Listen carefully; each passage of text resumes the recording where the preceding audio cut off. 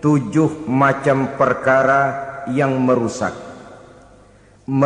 akidah dan keimanan, merusak amal perbuatan yang sudah kita kerjakan, merusak sendi-sendi kehidupan sosial, pendek kata merusak segala hal di dalam kehidupan kita. Jauhilah olehmu 7 macam perkara yang merusak. Yang pertama, asyirku billah, menyekutukan Allah subhanahu wa ta'ala. Agama dimulai dari keyakinan, maka kehancuran agama selalu dimulai dari kehancuran keyakinan, iman atau akidah yang dimiliki oleh seseorang. Dan untuk menghancurkan nilai-nilai iman yang kita miliki ini, orang rasanya tidak akan menghantam kita dengan peluru kendali. Orang tidak akan mengirimkan nuklir ke sini. Orang tidak juga akan mengirimkan satuan militernya ke sini. Untuk menghancurkan nilai-nilai iman, dibanjiri kita dengan paham-paham yang merusak dan mendangkalkan akidah.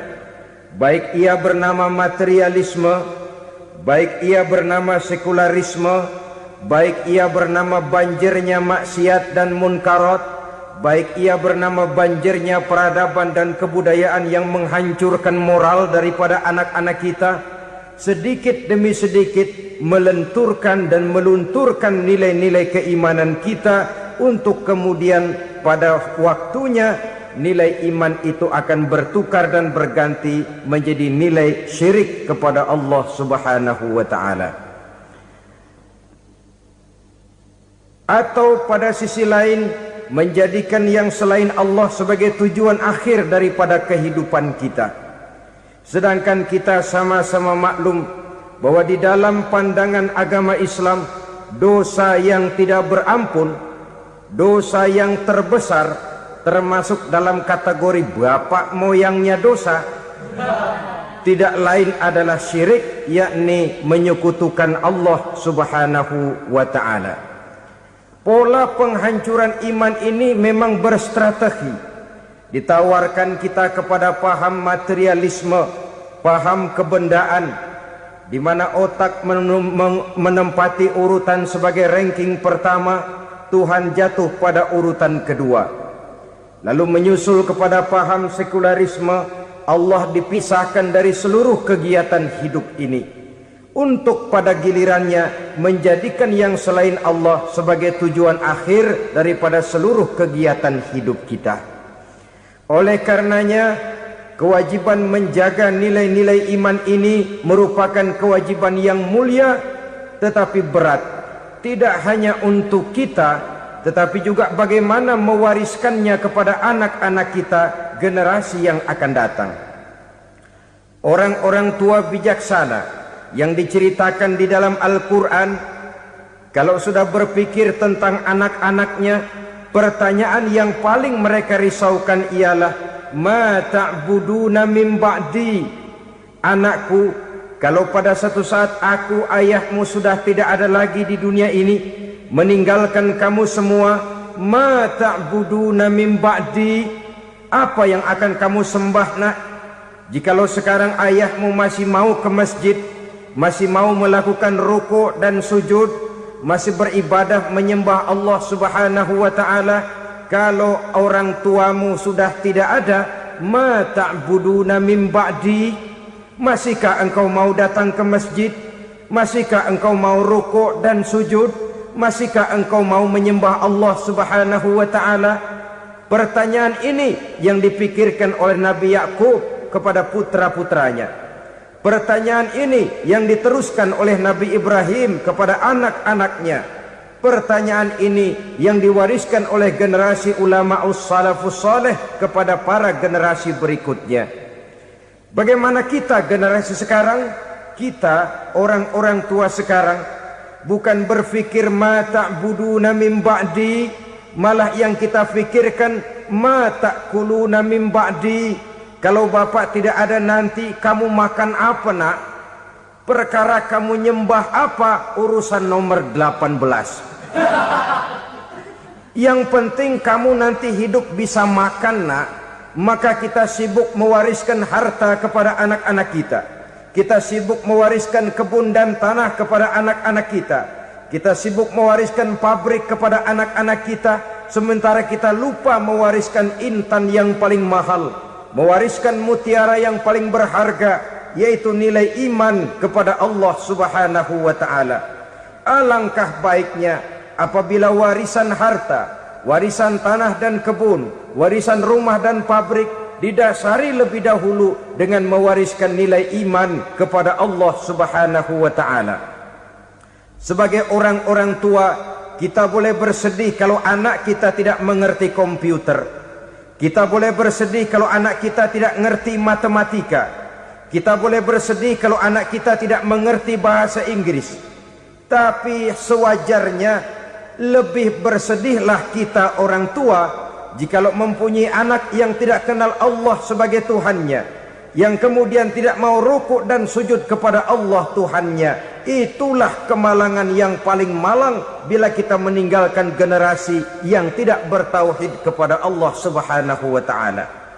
Betapapun anak kita tidak ngerti komputer, saudara, paling-paling kerugiannya cuma kerugian dunia. Masuk dia ke alam barzakh, munkar nakir tidak akan sempat tanya kau belajar komputer apa tidak. Kumpul dia di padang mahsyar, malaikat juga tidak akan tanya matematikamu nilainya berapa. Yang ditanya kau kenal Allah, kau rukuk dan sujud kepadanya, kau pernah datang ke masjid. Oleh karena itu sekali lagi, menjaga nilai iman tidak hanya untuk kita, tetapi juga mewariskannya kepada anak-anak kita, generasi yang akan datang. Sungguh kemalangan yang paling besar apabila kita meninggalkan anak-anak kita. Mereka kita tinggalkan lemah ekonominya, itu tidak baik. Mereka kita tinggalkan lemah otaknya, itu pun akan membuat mereka tertinggal oleh yang lain.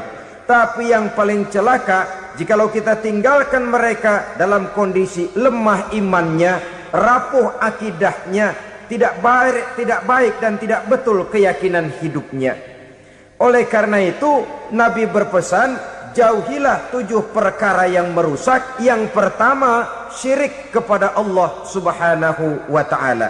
Menyekutukan Allah baik dalam ucapan, dalam keyakinan ataupun dalam perbuatan. Ini perkara pertama yang termasuk 7 perusak besar di dalam kehidupan. Kalau sudah jatuh kita ke lembah syirik, bagaimanapun banyak kebaikan yang kita kerjakan, berjiwa sosial, bertangan pemurah, gemar menolong orang lain, kalau memang dasarnya syirik, maka seluruh kebaikan kita akan hancur, tidak akan ada nilainya dalam pandangan Allah Subhanahu wa ta'ala.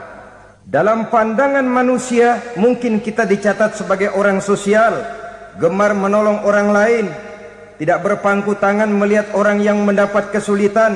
Tapi oleh karena dasarnya syirik, dasarnya tidak mentauhidkan Allah, maka seluruh nilai kebaikan yang kita kerjakan tidak akan ada nilainya dalam pandangan Allah Subhanahu wa ta'ala. Maka jagalah iman kita, jangan sampai dihinggapi penyakit syirik yang bagaimana kecilnya sekalipun. Sekali lagi, baik syirik dalam bentuk ucapan, syirik dalam bentuk keyakinan, sampai kepada syirik dalam bentuk perbuatan, kita berhindar kepada sifat-sifat yang sedemikian itu.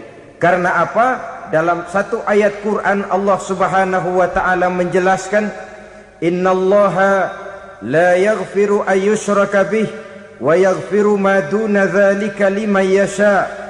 Allah tidak akan memberi ampun kepada orang-orang yang menyekutukannya, tapi Allah masih mau memberikan ampun kepada dosa-dosa yang selain itu bagi orang-orang yang dikehendakinya. Dosa selain syirik, apabila kita bertaubat, Allah masih mau mengampuni.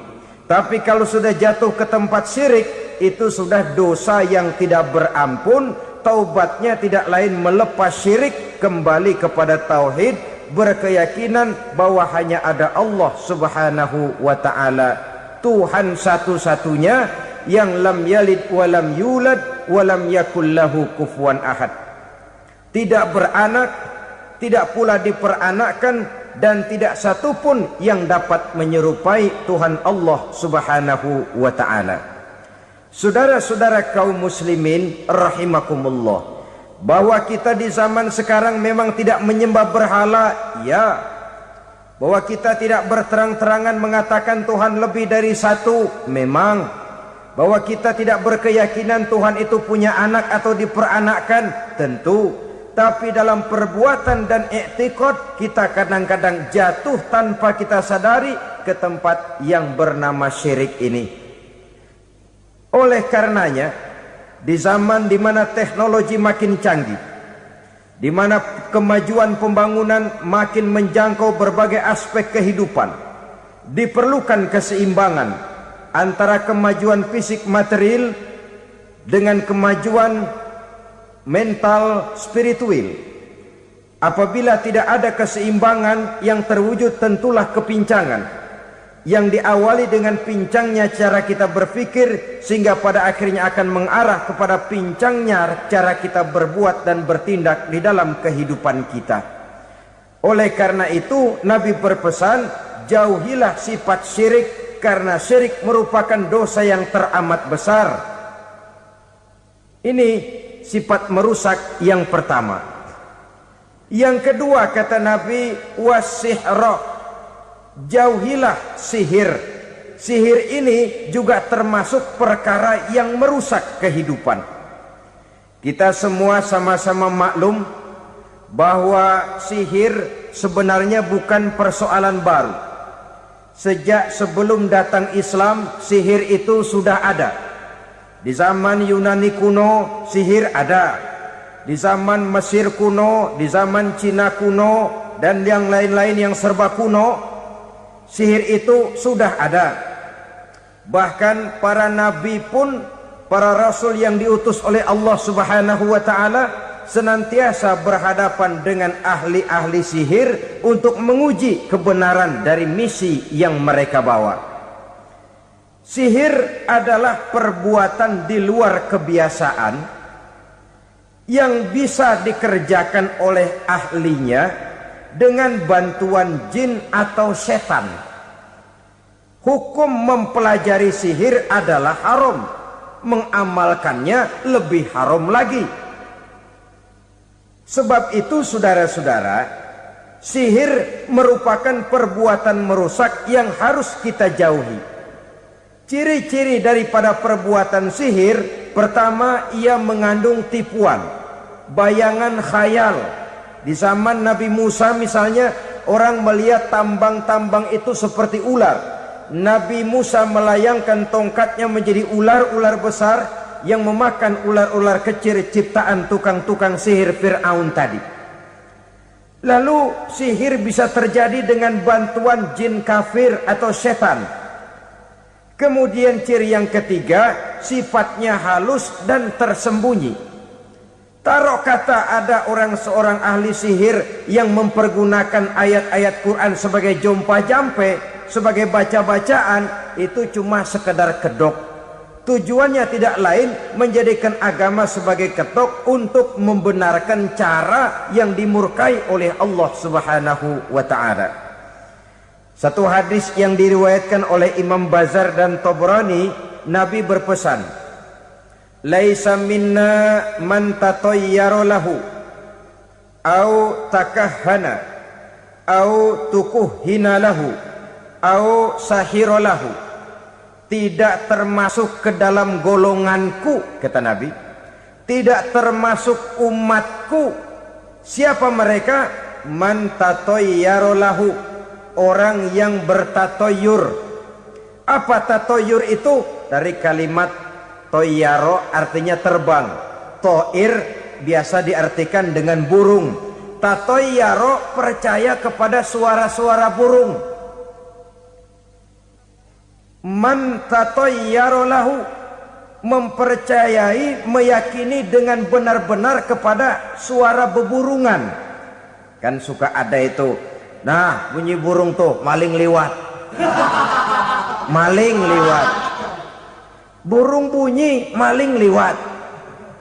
Itu termasuk tatoyaro lahu, percaya kepada suara burung.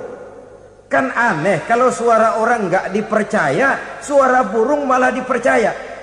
Ada ustadz ceramah, kiai ngaji, nggak mau didengerin, burung dengerin bener. Nah, suaranya dari sebelah mana? Belah kulon. Nah, itu tandanya ano. Habis dihitung-hitung. Itu termasuk tatoyaro lahu. Au takahana, atau bertenung, au tukuhina, atau minta ditenungkan, au sahirolahu, atau melakukan perbuatan sihir, atau minta disihirkan. Laisa minna, tidak termasuk ke dalam golonganku, kata Nabi. Sehingga dengan demikian saudara-saudara, menghadapi sihir dengan sihir sekalipun termasuk perbuatan yang tidak diajarkan oleh agama. Kita kan mempelajari sihir untuk jaga diri, tidak apa-apa. Yang dilarang mengamalkannya, dilarang juga mempelajarinya. Sebab orang kalau sudah mengetahui, biasanya lalu terangsang untuk mencoba. Kalau percobaannya berhasil, biasanya terangsang untuk coba lagi dan coba lagi. Pada akhirnya ketagihan, lalu beralih menjadi profesi, apalagi itu nanti bisa mendatangkan hasil uang.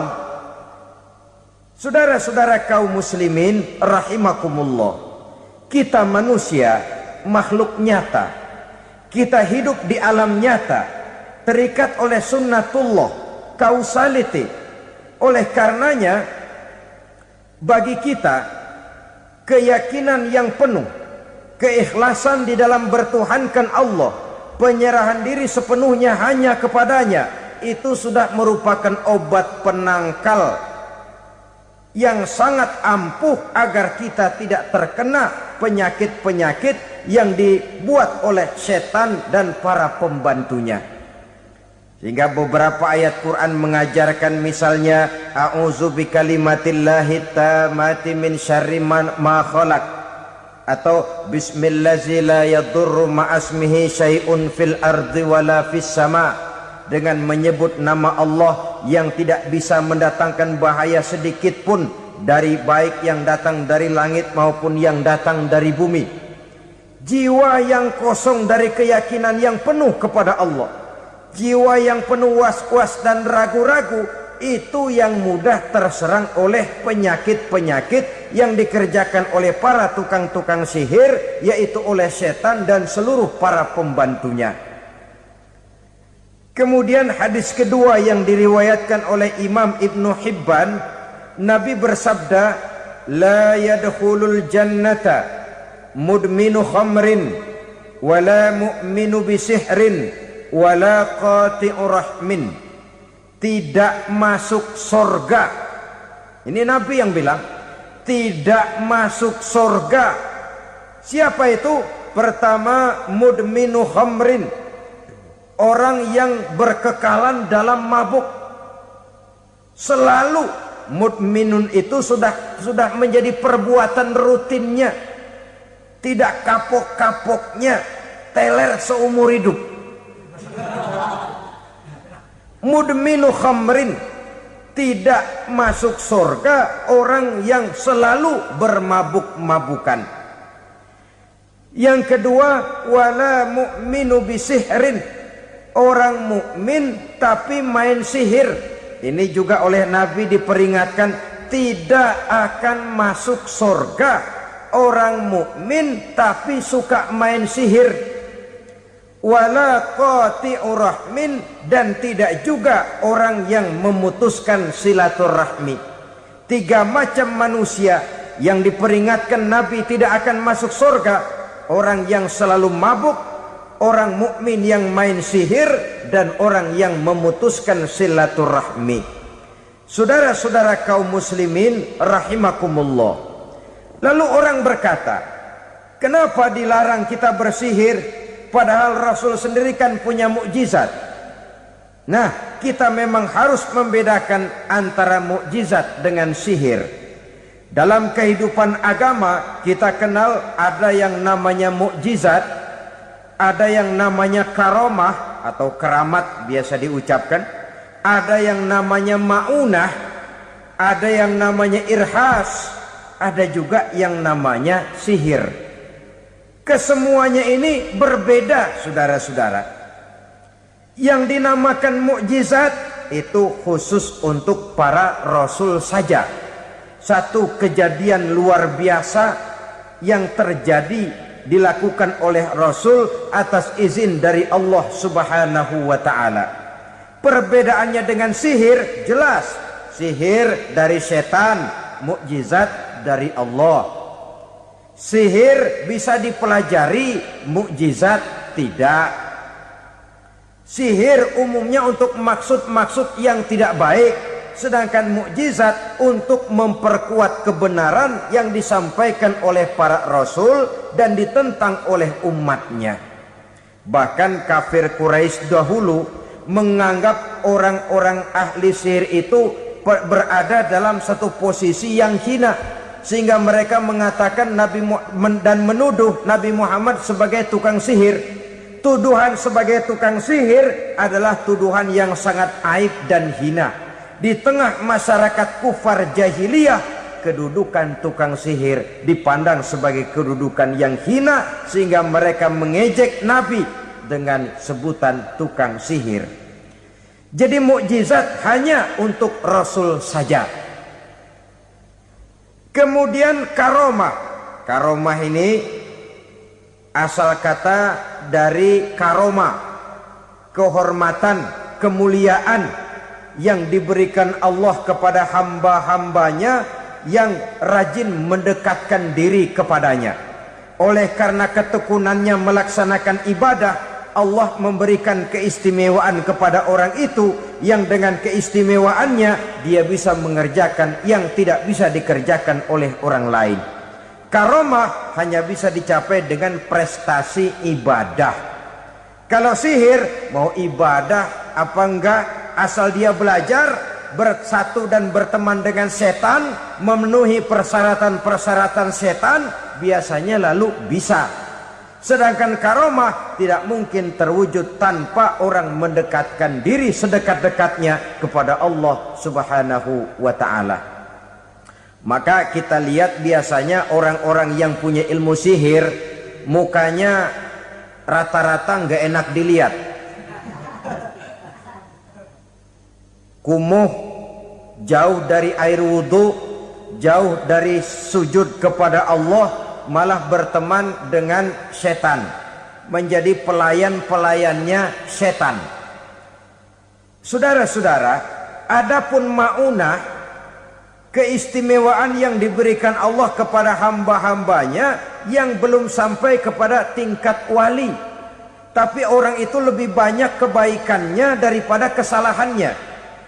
Umpamanya, saudara jalan bertiga di pinggir jalan, saudara ada pada posisi di tengah, lalu bertiga ini ketabrak mobil. Menurut perhitungan saudara mati lebih dahulu, tapi terjadi hal yang aneh, dua teman saudara mati, saudara malah cuma luka dan lecet sedikit saja. Apa itu? Kalau kita lebih banyak kebaikannya daripada kesalahannya, itu yang dinamakan maunah, pertolongan yang diberikan Allah kepada hamba-hambanya yang lebih banyak kebaikannya daripada kesalahannya. Sedangkan yang dinamakan irhas, kejadian luar biasa pada diri seseorang pada waktu dia masih kecil, yang menunjukkan tanda-tanda keistimewaannya. Itu umumnya pada para nabi pada usia kecilnya sudah ada irhas, tanda-tanda istimewa. Jelas baik mukjizat, karomah, maunah maupun irhas berbeda dengan sihir. Sihir ini jelas saja merupakan bantuan dan persekutuan antara manusia dengan setan. Padahal setan, kata Allah dalam Al-Quran, innahu lakum aduwwum mubin, sesungguhnya setan bagi kamu adalah musuh yang sangat jelas. Saudara-saudara kaum muslimin rahimakumullah, di zaman sekarang dalam menghadapi beban kehidupan yang makin pelik, menghadapi stres yang tidak kunjung selesai, menghadapi persoalan-persoalan yang teramat berat, orang sering mencari jalan keluar kepada hal-hal yang menurut pendapatnya bisa meringankan beban moralnya itu. Pergilah dia mencari sesuatu yang dapat meringankan bebannya. Dan tidak jarang yang jatuh ke pangkuan tukang-tukang tenung, ke pangkuan tukang-tukang sihir, yang mereka itu oleh Quran dijelaskan kadzabal munajjimun walau sodaku. Tukang-tukang tenung, tukang-tukang sihir, mereka itu bohong walaupun benar. Maksudnya bohong walaupun benar artinya kalau yang mereka kerjakan benar, itu sih kebenaran. Benar dengan kebenaran itu lain. Kebenaran, kebetulan bisa, tapi tidak untuk selalu. Apalagi kalau itu sudah membahayakan kehidupan orang lain. Jadi oleh karena itu Nabi berpesan, jauhilah daripada sihir. Kalau sudah jauhilah dari sihir artinya ya jauhilah daripada mempelajarinya, jauhilah daripada bergaul dengan orang-orang yang ahli di bidang itu, karena dari pergaulan segalanya bisa menular. Baiklah saudara, ini yang kedua. Yang ketiga pesan Nabi, wa qatlan nafsil lati harramallahu illa bil haq. Membunuh orang lain dengan cara yang tidak benar, membunuh orang yang diharamkan oleh Allah Subhanahu wa taala untuk melakukannya kecuali dengan alasan yang benar. Kita tahu Islam adalah agama damai. Sesuai dengan namanya, ia tidak dikembangkan dengan pedang dan kekerasan. Ia dikembangkan dengan keteladanan dan tuntunan moral. Oleh karena Islam bukan agama kekerasan, Islam pun tidak mementingkan dan mengajarkan kekerasan kecuali dengan alasan yang benar dan bisa dipertanggungjawabkan. Membunuh dengan sengaja, menghilangkan nyawa orang lain tanpa alasan yang bisa dibenarkan adalah merupakan dosa besar dan satu di antara 7 perkara yang bisa mendatangkan kerusakan dalam kehidupan dan yang hendaknya harus kita jauhi. Saudara-saudara kaum muslimin rahimakumullah, beberapa waktu yang lalu di sebuah kota kecil yang indah bernama New Auckland. Saudara tahu New Auckland? Itu dari Gunung Kidul masih ngidul lagi. Pernah diadakan satu seminar yang membicarakan bagaimana menyelamatkan masyarakat manusia dari bahaya Perang Dunia Ketiga. Diperkirakan kalau terjadi Perang Dunia Ketiga, manusia tidak akan tersisa. Sebab apa? Pada waktu itu cadangan nuklir yang dimiliki oleh bersama Amerika dan Rusia konon sudah sanggup memusnahkan 6 miliar manusia pada saat jumlah manusia baru 5 miliar. Jadi kelebihan nuklir dunia ini.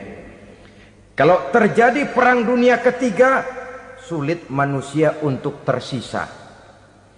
Maka dibahaslah di dalam seminar itu, wah, supaya tidak terjadi Perang Dunia Ketiga, maka perlombaan membuat senjata-senjata canggih, alat-alat pembunuh modern harus segera dibatasi. Dibahas, tidak mungkin kita membatasi perlombaan membuat senjata. Kenapa? Makin maju ilmu dan teknologi, makin canggih senjata yang ditemukan. Atom sudah meningkat menjadi nuklir, nuklir sudah meningkat menjadi neutron, dan kita tahu bom yang bernama neutron ini bom yang cukup membunuh tanpa perlu merusak. Artinya kalau dia diledakkan di kota kita ini, bangunan utuh, jembatan tidak ambruk, rumah-rumah tetap berdiri, tapi semua yang bernama hidup mati. Itu katanya lebih sopan dari bom atom. Sebab kalau si atom ini sudah membunuh, merusak pula. Neutron cukup membunuh saja tanpa perlu merusak. Jadi majunya senjata-senjata teknologi sebagai akibat yang logis dari kemajuan ilmu pengetahuan ini tidak bisa kita batasi. Dan memang sebenarnya yang bahaya bukan senjatanya, tapi manusia yang mengendalikan senjata itu. Mereka kembali kepada prinsip the man behind the gun. Bukan senjatanya yang bahaya, tapi manusia yang mengendalikan senjata itu yang bahaya. Walaupun senjatanya modern, katakanlah model M16 umpamanya, kalau yang mengendalikannya orang beriman, insya Allah aman. Tapi biar megang cuma senapan angin, kalau yang megang orang brutal, ngeri kita deket-deket. Apalagi kalau memang bukan ahlinya menggunakan senjata, bisa ngeker kaki kena jidat.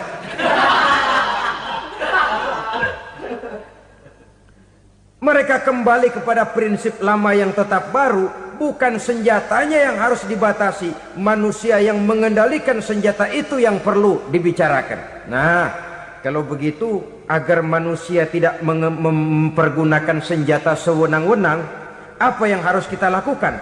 Ya, manusianya harus bermoral. Ya, tapi moral yang mana? Di dunia ini banyak ajaran tentang moral. Itu pun mudah saja.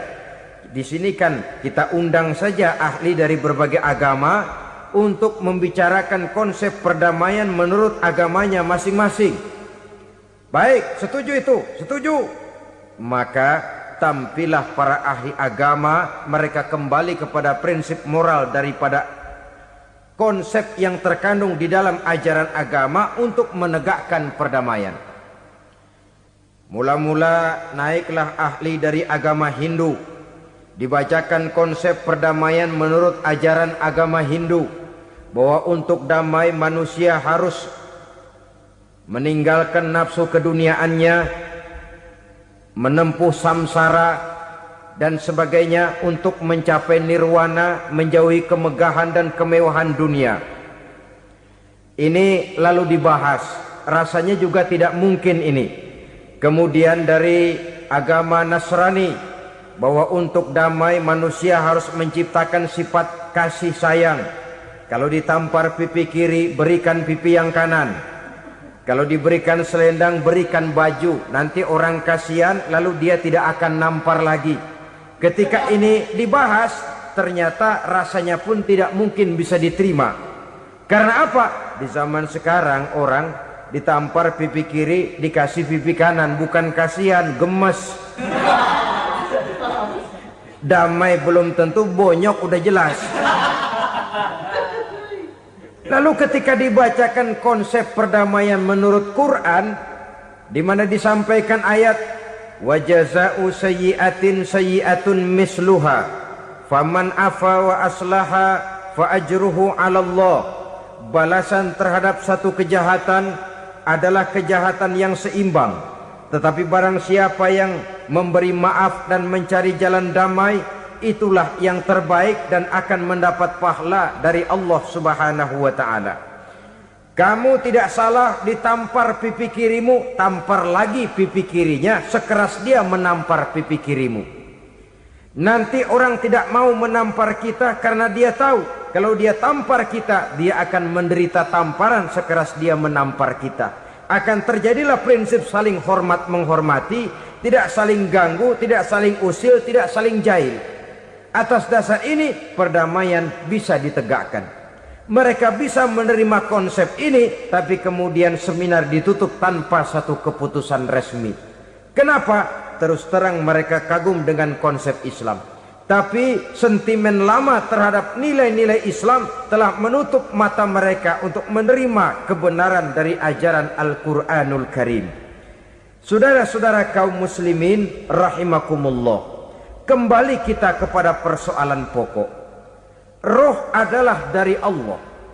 Dia akan kembali kepada Allah, milik mutlak dari Allah. Tidak pantas kita merampasnya dari orang lain. Tidak wajar kita menghilangkannya tanpa alasan yang dibenarkan oleh agama. Di zaman sekarang akibat persaingan hidup yang makin tajam, lapangan kerja yang makin sulit, tensi ekonomi yang makin tinggi, atau karena nilai moral yang makin rendah, atau juga karena rapuhnya pegangan orang kepada agama, nyawa rasanya sudah sedemikian murahnya. Berbagai kasus membuat berdiri bulu roma kita. Ada mayit, ada manusia dipotong 6, dicincang macam kambing.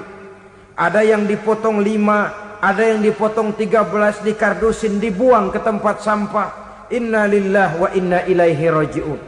Gejala apa ini? Kanibalisme. Manusia sudah demikian sadisnya, manusia sudah sedemikian buasnya, sehingga sesama manusia diperlakukan seperti hewan.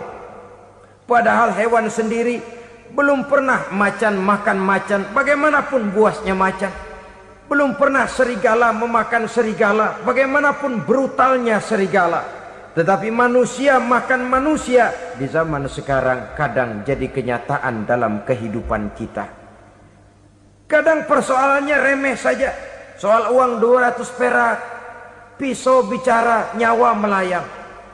Soal rokok sebatang, celurit bicara, nyawa melayang. Soal-soal yang sama sekali tidak prinsip, begitu mudah kita menghilangkan nyawa orang lain. Padahal Nabi pernah memperingatkan, apabila dua orang muslim sudah berkelahi dan berbunuh-bunuhan, al-qatil wal maktul finnar, yang membunuh dan yang terbunuh dua-duanya neraka. Sahabat heran, ya Rasul, kalau yang terbunuh, kalau yang membunuh masuk neraka itu sih wajar, tapi yang terbunuh kenapa neraka juga? Beliau menjawab, dua-duanya sudah punya niat untuk saling membunuh. Niatnya itu yang diponten. Yang terbunuh cuman lagi apes aja, keduluan dia. Umpama tidak terbunuh, pasti dia yang akan membunuh. Oleh karenanya al-qatil wal maktul, yang membunuh dan yang dibunuh finnar, dua-duanya masuk ke dalam neraka. Islam menghormati kehidupan. Tidak hanya terbatas kepada sesama muslim, orang-orang yang berlainan agama pun yang mau hidup berukun, damai, berdampingan dengan umat Islam, jiwa mereka, darah mereka dilindungi oleh nilai-nilai Islam yang disebut dengan kafir zimmi ini. Mengganggu mereka sama saja dengan mengganggu aku, kata Nabi. Jadi oleh karena itu, sayangilah sesama. Kehidupan adalah anugerah Allah, bukan wewenang kita untuk mencabutnya dari orang lain, bukan wewenang kita untuk merampas dan menghilangkannya dari orang lain. Apa yang tidak enak terjadi pada diri kita, begitu pula lah apabila terjadi pada diri orang lain. Sehingga Nabi mengatakan, la yu'minu ahadukum hatta yuhibba li akhihi ma yuhibbu li nafsihi. Belum dikatakan beriman seseorang kamu apabila dia belum mencintai saudaranya seperti ia mencintai dirinya sendiri. Apa yang enak dirasakan oleh orang lain, enak juga dirasakan oleh dia. Mengukur orang lain dengan diri sendiri. Kalau orang lain tanpa salah saya fitnah, kalau saya tanpa salah difitnah orang, enak apa enggak? Enggak, orang lain juga begitu. Kalau orang lain tanpa salah saya tempeleng kepalanya, enak apa tidak? Tidak. Orang lain juga begitu. Yang tidak enak terjadi pada diri kita, tentu tidak enak juga kalau terjadi pada orang lain. Mengukur orang lain dengan diri sendiri, sehingga tidak timbul sifat egois, tidak menari di atas bangkai orang lain, tidak mendirikan kebahagiaan di atas untayan air mata orang lain. Sehingga dengan demikian saudara-saudara, dia bisa menghormati kehidupan, menghormati orang lain sebagaimana dia ingin dihormati. Inilah perbuatan ketiga yang merusak, membunuh orang lain dengan yang diharamkan Allah tanpa alasan yang benar. Yang ketiga. Kemudian yang keempat, perbuatan merusak wa aklar riba, makan riba. Hidup adalah tolong menolong. Bahasa kerennya take and give katanya. Saling memberi dan saling menerima. Nabi mengajarkan man kuraba kurbatan min kurabid dunya karaballahu lahu kurbatan min kurabi yaumal qiyamah. Wallahu fi aunil abdi madamal abdu fi auni akhihi. Siapa yang meringankan beban dari beban-beban yang dirita seseorang di dalam kehidupan dunia, Allah akan meringankan bebannya daripada beban-beban yang harus dipikulnya di hari kiamat nanti. Wallahu fi aunil abdi madamal abdu fi auni akhihi. Allah senantiasa akan menolong seorang hamba selama hamba itu masih mau menolong saudaranya. Allah selalu akan menolong seorang hamba selama hamba itu masih mau menolong saudaranya. Apabila kita sudah berpangku tangan terhadap kesulitan orang lain, biasanya pun pada saat kita mendapat kesulitan, kita akan sulit juga memperoleh pertolongan. Nah, riba alias renten, kedoknya adalah menolong orang, tapi sama juga bulu buntutnya dilepas, palanya dicekek. Menolong orang pada akhirnya menjadi beban bagi seseorang, dan memang mencari orang-orang yang berada dalam posisi kesulitan. Biasanya di daerah-daerah di mana musim paceklik, jadi lapangan kerja sulit, sedangkan urusan perut tidak bisa ditunda. Akhirnya orang terjebak ke dalam rentenir, ke dalam riba, ke dalam renten. Bunga berbunga, sehingga satu saat jumlah bunganya bisa lebih besar dari jumlah pinjaman pokoknya. Kemudian kalau juga ternyata tidak bisa dibayar, rumah jadi taruhan. Memang rumah satu-satunya, begitu rumah ditarik mulain camping. Bukankah pada akhirnya akan mewariskan kesengsaraan? Oleh karena itu, kepada kita berusahalah jangan berhubungan dengan rentenir, jangan makan renten dan riba kepada mereka yang melaksanakan riba. Walaupun mendatangkan keuntungan materi, tapi percayalah harta yang didapat dengan jalan riba tidak akan membawa keberkahan. Manakala tidak membawa keberkahan, dia tidak akan mendatangkan ketenangan di dalam kehidupan kita. Oleh karenanya, memakan harta riba termasuk perbuatan yang merusak sendi-sendi kehidupan sosial, merusak kehidupan orang lain, merusak kehidupan masyarakat, tetangga, pergaulan dan sebagainya. Yang kelima, wa akla malil yatim, memakan harta anak yatim dengan cara yang zalim. Nih, memang lezat. Anak yatim itu nggak tahu urusan apa-apa. Kita diamanahkan untuk mengurusinya. Kadang-kadang dibentuklah panitia penyantunan yatim piatu. Yatimnya mah tetap kelaparan, panitianya yang pada gendut.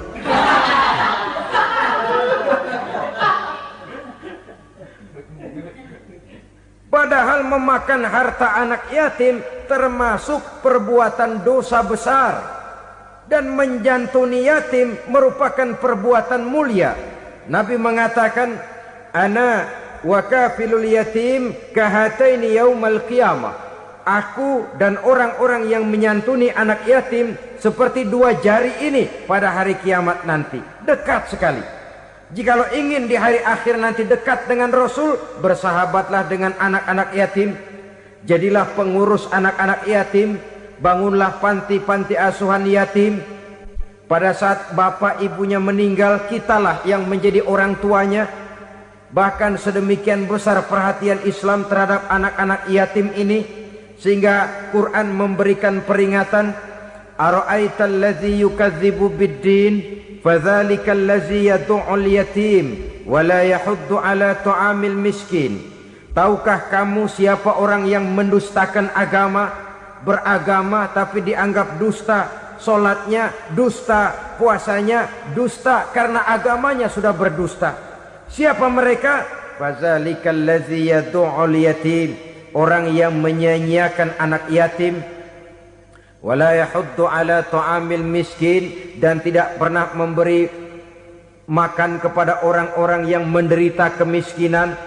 Menyia-nyiakan, meninggalkan anak yatim termasuk perbuatan yang divonis kita sebagai orang yang mendustakan agama. Saudara-saudara kaum muslimin rahimakumullah, maka sangat dicela mengeksploitir anak-anak yatim, menjadikan mereka sebagai kedok untuk mencari kekayaan pribadi. Tetapi jikalau ikhlas, ganjarannya sangat besar, nilai pahalanya sangat besar. Menyantuni yatim tidak hanya setahun sekali. Kalau Muharram pakai istilah lebaran yatim, dibentuklah panitia, diberilah beras, uang 45.000 rupiah, alhamdulillah. Tapi jangan lupa, si yatim tidak hidup cuma satu hari. Dia tidak hidup cuma di bulan Muharram saja, dia hidup 12 bulan dalam setahun. Sebagaimana anak-anak yang lain, dia juga berhak punya masa depan. Dia juga berhak menikmati bangku sekolah. Dia berhak mengenyam arti dan makna pendidikan. Dia berhak membekali diri dengan ilmu dan pengetahuan seperti halnya anak-anak yang lain. Maka kita yang diberikan keluasan oleh Allah, ingatlah itu, bersahabatlah dengan anak-anak yatim, santuni mereka.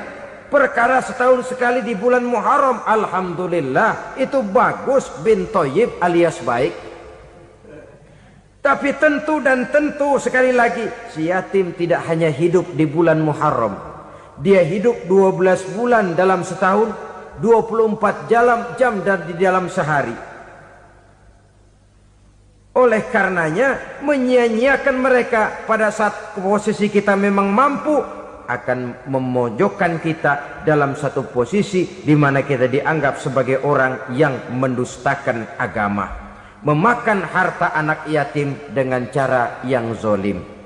Bapaknya udah meninggal, kebunnya lebar, anaknya dikelecehin. Nah, dah kamu gak usah pusing, nanti saya yang ngurus. Akhirnya bukan ngurus, nguras. Si yatim mungkin tidak tahu bahwa dia disia-siakan, haknya diambil, miliknya dizalimi. Tapi Allah yang akan membalasnya dengan seadil-adilnya. Maka makan harta anak yatim biasanya balasannya tokcer bin paten. Nggak banyak selang tempo itu, nggak percaya cobain dah. Nyobain aja kan nggak bayar, umpama. Memakan harta anak yatim dengan cara yang zolim, ganjarannya biasanya kontan. Kenapa? Ratapan si miskin, untayan air matanya, jeritan kepedihan hatinya, membuka pintu langit, permohonannya diijabah, getaran hatinya didengarkan oleh Allah. Maka balasannya biasanya kontan, spontan, tidak menunggu waktu terlalu lama. Itu di dunia, belum lagi di akhirat nanti. Bukankah dalam riwayat Mi'raj diceritakan Nabi melihat di neraka itu orang perutnya sebesar rumah. La haula wala quwata. Itu perut kayak rumah, bagaimana jalannya tuh orang?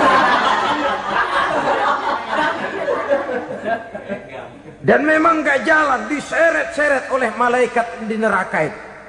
Hancur perutnya, amburadul itu perut.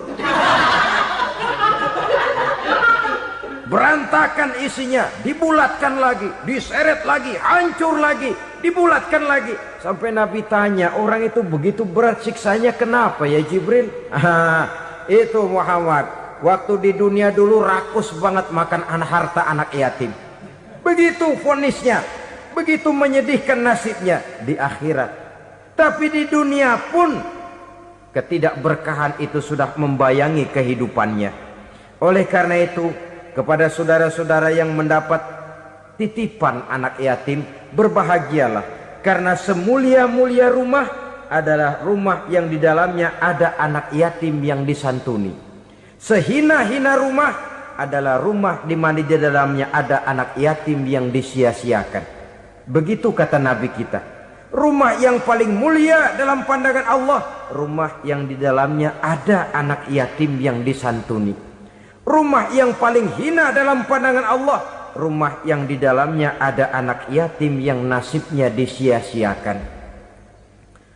Berbahagialah saudara apabila menjadi penyantun anak-anak yatim, pelindung mereka, sehingga mereka mempunyai masa depan sebagaimana anak-anak lainnya. Rasulullah sendiri sedemikian peka terhadap keadaan anak-anak yatim karena beliau sendiri memang mengalami umur 6 bulan dalam kandungan ibu, beliau sudah ditinggalkan oleh ayahnya. Pada saat berusia 6 tahun ibu sudah meninggal. Yatim piatu dalam usia di mana beliau sedang perlu belas kasih seorang ibu dan pengertian seorang bapa.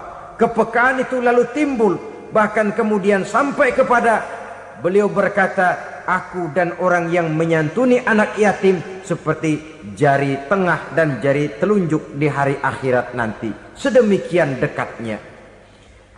Baiklah ya, jadi yang kelima, memakan harta anak yatim. Jauhi karena ini perbuatan yang merusak. Yang keenam, watawalli yaumaz zahfi, melarikan diri pada hari pertempuran. Apa ini? Khianat. Tidak konsekuen dengan konsep perjuangan. Pada mulanya keras benar teriak, berantas korupsi, ganyang korupsi. Cuma karena belum dapat giliran. Begitu dia naik dapat kesempatan, korupsinya lebih edan dari yang diteriakinya. Ini termasuk tawalli yaumaz zahfi, berpaling pada hari peperangan. Di saat menghadapi musuh, kalau belum kelihatan musuh, teriaknya nyaring bener. Jangan takut demi kebenaran sampai titik darah yang paling penghabisan. Musuh belum kelihatan. Begitu musuh sudah kelihatan, paling dulu lari ke belakang. Kalau diajak berjuang ada saja alasannya. Sehingga Quran memberikan peringatan kepada kita semua. Mengapa kamu ini berat? Kalau sudah diajak berjuang di jalan Allah, kakimu seperti terhunjam berakar di perut bumi. Berat untuk melangkah berjuang. Lari dari pertempuran tidak konsekuen dengan konsepsi perjuangan. Mau enaknya saja. Dalam kondisi yang sulit lalu berpangku tangan. Ini termasuk ciri munafik yang di dalam Al-Quran disindir dengan bahasa kullama adha'a lahum masyaufi wa iza azlama alaihim qamu. Waktu terang mereka jalan, giliran gelap mereka mandek. Artinya, maksudnya kalau giliran ada untungnya aja rame-rame teriak Islam. Tapi begitu diminta berjuang, dituntut berkorban, rame-rame mundur. Waktu dilihat di Islam ada untungnya, rame-rame teriak Islam. Pak, saya Islam banget, Pak. KTP saya Islam, Pak. Pokoknya Islam banget dah. Tapi ketika diminta berjuang, dituntut sedikit berkorban, rame-rame mengundurkan diri. Tahun 65 PKI berontak. Waduh, waktu itu jadi orang Islam untung itu. Nggak dikejar-kejar, aman. Masjid rame, mobil-mobil mewah parkir di depan musola dan masjid. Kenapa? Waktu itu asal udah ke masjid aman. Islam selamat, untung. Tapi begitu keadaan aman, yang parkir di musola sepeda butut melulu.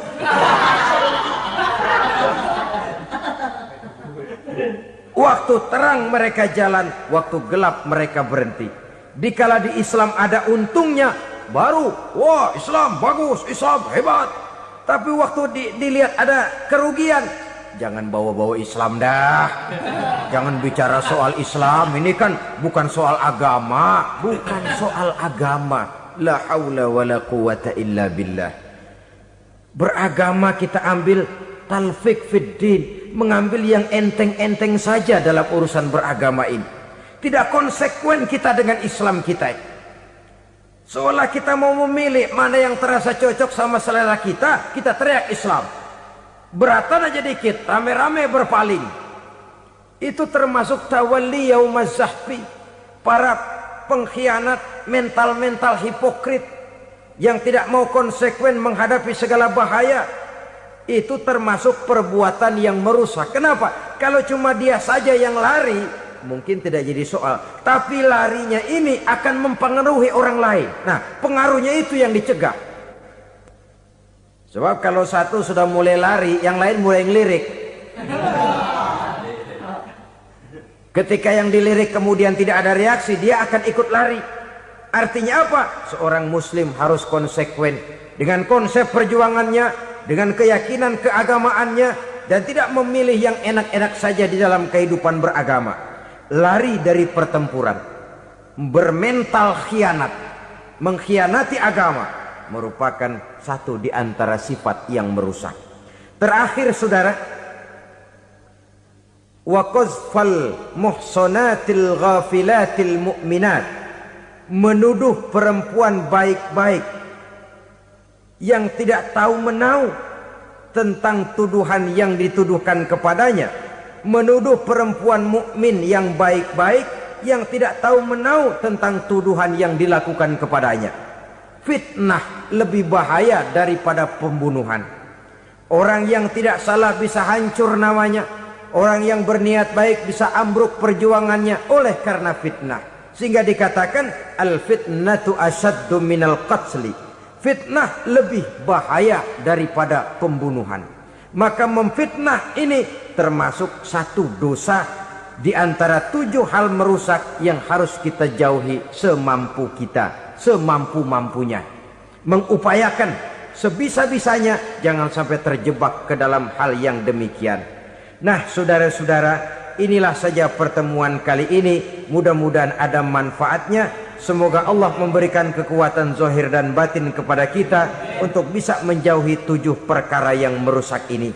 Selalu berusaha menyimpan sesuatu yang bisa membawa manfaat, baik untuk dirinya, untuk anak cucunya, maupun untuk keluarganya, untuk masa kini dan masa depannya.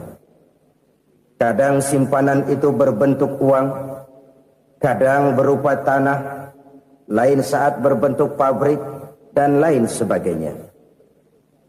Sementara masa depan yang paling pasti adalah akhirat.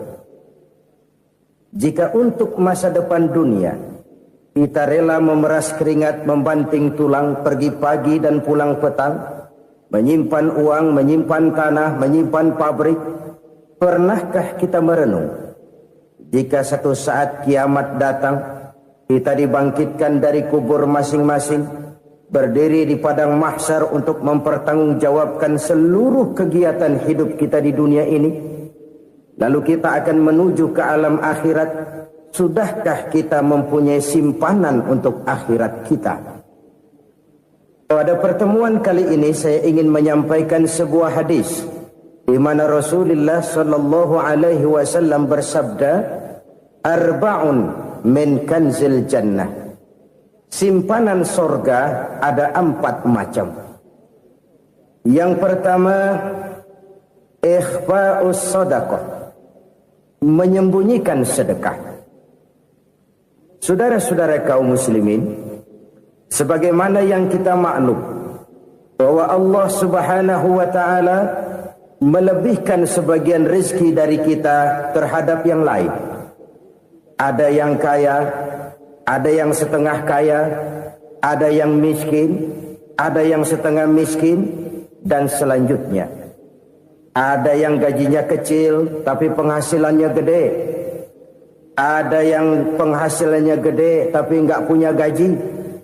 Ada juga yang memang gajinya gede dan penghasilannya gede. Kelebihan rezeki merupakan sunnatullah dan tidak harus membuat kita merasa lebih dari yang lain. Bahkan sebaliknya, kelebihan itu harus membuat kita ringan tangan untuk menolong mereka yang memang memerlukan pertolongan. Kalau saudara diberikan ilmu, maka pertanyaan akhirat cuma satu, ilmumu kau amalkan untuk apa? Kalau saudara diberikan umur yang panjang, pengadilan akhirat juga bertanya satu, umurmu kau habiskan di mana? Tapi kalau saudara diberikan harta, pengadilan akhirat akan bertanya dua. Hartamu kau dapat dari mana? Kau belanjakan kemana? Dari mananya ditanya, dan kemananya juga ditanya. Oleh karena kita akan dimintakan pertanggungan jawab, maka amanah yang bernama harta ini harus kita gunakan dengan sebaik-baiknya. Ada penggunaan yang merupakan kewajiban, itu zakat namanya. Ada penggunaan yang sewaktu-waktu, itu infak namanya. Ada yang lebih sewaktu-waktu lagi, dan itu sedekah namanya. Zakat dia terikat oleh haul dan nisab, oleh putaran batas waktu dan ukuran dari harta itu sendiri. Sedangkan infak terikat oleh situasi dan kondisi perekonomian seseorang. Sedangkan sedekah tidak terikat dengan apapun. Dalam kondisi seperti apapun kita bisa melakukan sedekah dengan yang terkecil sekalipun. Sampai-sampai Rasulullah sallallahu alaihi wasallam mengajarkan, la tahqiranna minal ma'rufi syai'an walau an talqa akhaka biwajhin talik. Atau ada hadis, tabassumuka fi wajhi akhika laka sedekah. Senyumanmu kepada temanmu adalah sedekah. Jadi untuk melakukan sedekah tidak harus dalam berbentuk uang. Dengan ilmu kita bisa sedekah, dengan tenaga kita bisa bersedekah, dengan pikiran kita bisa bersedekah, bahkan senyum kepada teman itu pun sedekah. Jadi kalau sedekah dengan uang memang belum punya uang, nyengir aja banyakin. Itu asal pada tempatnya, jangan lalu ketemu tiang listrik cengengesan. Tentu tidak pada tempatnya dan tidak wajar. Nah, sedekah yang paling dicintai Allah adalah sedekah yang disembunyikan. Artinya jauh dari sifat riya. Kan kadang-kadang ada orang sedekah itu disebutkan namanya. Apa tidak bagus? Kalau memang niatnya ikhlas, ya bagus-bagus saja. Untuk memberikan sugesti kepada yang lain. Di Fulan bin Fulan nyumbang sekian, diumumkan. Boleh kalau niatnya untuk memberikan rangsangan kepada yang lain supaya dia menyumbang lebih besar dari orang tadi. Tapi kalau itu mendatangkan riya, maka sedekah yang paling dicintai Allah adalah sedekah yang disembunyikan. Tangan kiri saja tidak tahu apa yang diberikan oleh tangan kanan. Sedekah yang dilakukan dengan ikhlas akan merupakan perbendaharaan surga, tersembunyi dari pandangan orang lain, tidak seorang pun tahu. Karena memang sikap yang baik adalah melupakan kebaikan dan mengingat kesalahan. Itu salah satu ciri orang bahagia. Orang yang selalu mengingat kesalahannya dan berusaha melupakan segala kebaikannya. Kalau dia akan berada kebaikan, dia tidak bisa ikut, dia merasa rugi karena dia merasa belum pernah berbuat baik. Tapi kalau akan melakukan kesalahan baru, dia ingat kesalahan yang sudah-sudah, sehingga terhalang baginya untuk melakukan satu kesalahan baru. Demikianlah saudara-saudara, bahwa Allah melebihkan rizki sebagian kita dari yang lain, agar terjadi tolong-menolong dalam kehidupan ini. Jadi kesenjangan yang nature, kesenjangan yang alami, itu sunnatullah. Ada yang kaya, ada yang miskin, ada yang kelas menengah. Nah, kenapa lalu sekarang kita berusaha mengentaskan kemiskinan? Oleh karena adanya kesenjangan struktural. Kalau yang kaya bisa semakin kaya, kenapa yang miskin tidak bisa naik jadi ikut sedikit kaya? Sebab pada dasarnya Islam adalah agama yang sejak turunnya sudah berupaya memerangi kemiskinan. Bahkan dikatakan kemiskinan itu mendekatkan kepada kekufuran. Orang kalau miskin udah dekat banget sama kafir. Gampang menjadi kafir. Berapa banyak saudara-saudara kita yang oleh karena soal perut, oleh karena soal materi, terpaksa meninggalkan dan menanggalkan akidahnya. Menjual petunjuk yang diberikan Allah dengan kesenangan dunia yang cuma sebentar ini. Na'udzubillah, thumma na'udzubillah. Jadi makin kita sembunyikan satu sedekah, semakin banyak perbendaharaan kita di surga. Sedekah yang paling dicintai Allah adalah sedekah yang disembunyikan. Malahan ada seorang sufi, Dia punya kebiasaan kalau pergi sholat Jumat dia bawa uang. Itu uang dia taruh di bawah tikar masjid. Dia niat sedekah kepada siapa saja yang nemuin itu duit.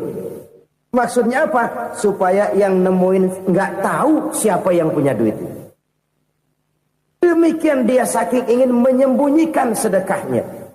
Karena sifat riya itu bisa memakan amal kita sendiri. Riya itu termasuk menyebut-nyebut kebaikan kita. Orang yang suka nepuk dada, sedikit-sedikit ngitungnya kalau enggak gua. Oh, kalau enggak gua tuh yang belas itu kalau enggak gua. Iya, kalau enggak lu kenapa emang? Orang yang suka menepuk jasad. Biasanya memang begitu, saudara-saudara. Kalau perang lagi berkecamuk, orang enggak sempat ngaku jadi pahlawan. Tapi begitu perang selesai, yang kagak kenal bedil ngaku pahlawan, Mas. Itu sesuatu yang biasa. Oleh karenanya, orang-orang yang ikhlas dalam bersedekah, disembunyikannya sedekah itu, Allah cinta betul. Malahan ada hadis memberikan jaminan, inna shadaqatal mar'il muslimi tazidu fil umri wa tadfa'u mitatas su'i. Sesungguhnya sedekahnya seorang mukmin tazidu fil umri, bisa menambah umur panjang, wa tadfa'u mitatas su'i, dan menyelamatkan manusia dari mati secara su'ul khatimah. Jadi siapa yang kepengen panjang umur, banyaklah sedekah. Yang bosan hidup, pelit terus. Sedekah menambah panjang umur dan menyelamatkan manusia dari mati secara su'ul khatimah. Pak, katanya umur itu nggak bisa ditambah, nggak bisa dikurangin. Kapan? Kalau ajal sudah datang. Wa idza jaa ajaluhum la yastakhiruna sa'atan wa la yastaqdimun. Kalau ajal datang tidak bisa dimajukan, tidak bisa dimundurkan. Itu kalau ajal sudah datang. Tidak bisa lagi umur ditambah dikurangi, sudah datang. Tapi kalau belum datang, itu kan haknya Allah. Mau ditambah, mau dikurangi, hak prerogatif Allah. Sebagai pencipta manusia, Allah maha kuasa dan maha mampu. Sedekah ini menambah panjang umur dan menyelamatkan manusia dari mati secara su'ul khatimah. Orang mati kan sama ya, kondisinya mati, nggak nafas. Tapi hakikat mati kan lain-lain. Ada yang mati itu husnul khatimah, baik akhirnya.